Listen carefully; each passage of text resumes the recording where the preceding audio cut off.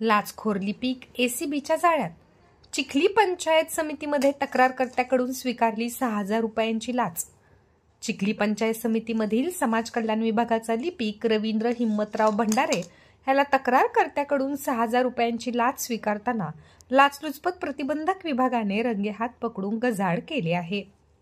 आज 14 मार्चच्या दुपारी लाचलुचपत प्रतिबंधक विभागाच्या पथकाने चिखली पंचायत समितीमधील समाज कल्याण विभागात छापा मारून ही कारवाई केली।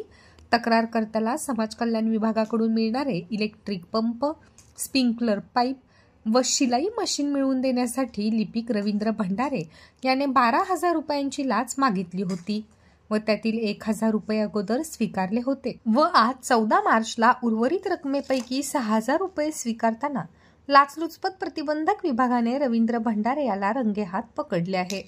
एसीबीचे पोलीस निरीक्षक महेश भोसले व एपीआय श्याम भांगे यांच्या पथकाने ही कारवाई केली असून आरोपी विरुद्ध चिखली पोलीस स्टेशनला गुन्हा दाखल करण्याची कारवाई सुरू आहे।